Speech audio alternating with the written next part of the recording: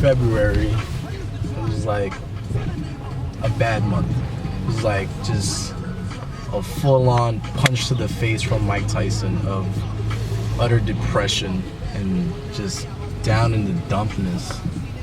And I was just like, yo, like why am I feeling like this? Like what is going on? And it was just like a culmination of just shit happening, and it just wasn't a good month.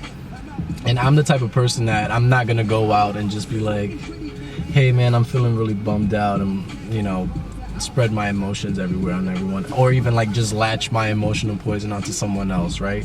So you know what, I was like, fuck it, let me just get this out, because like holding it in is just gonna be worse for you.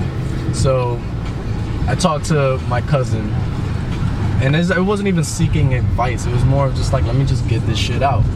And then he talks to me and he's just like, all right, cool, like I understand where you're coming from and blah blah blah. Then I talked to my boy Jason, who's in the car and videotaping this, and he's just like, yo, like we talk and hash it out. And I'm just like, all right, cool. So like I'm getting more perspective on it, but there's like an occurring theme in each person that I talk to. And then Saturday, like 2 weeks ago, I'm like, let me just go for a walk. So I'm walking around New York City, and I head down to Kith in Soho.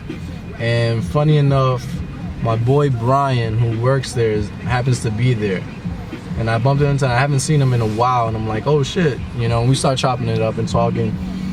And all of a sudden, like, the conversation just leans into like, yo, like, how have you been feeling? And like, this is when I was just blown away, because he was actually feeling the same way I was.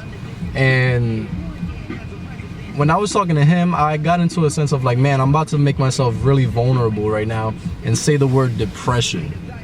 Like, depression has a huge, like, you know, stigma attached to it. Like, it's such a like a oh my god word to hear, like someone is depressed, right? And I was just like, yo, let me tell him this, like, yo, I wasn't feeling good. I was like, actually, I was feeling depressed. And like his eyes opened up wide and he was just like, yo, like me too. Like, yo, this is crazy, bro. Like, yo, that's crazy you said that. That's crazy you said that. And we just started like opening up more on like different shit, because we never really talked like that, like on a like deeper level. It's just like, yo, like everything's good, how are you, automatic response, hey, I'm good, and like you keep it moving, right?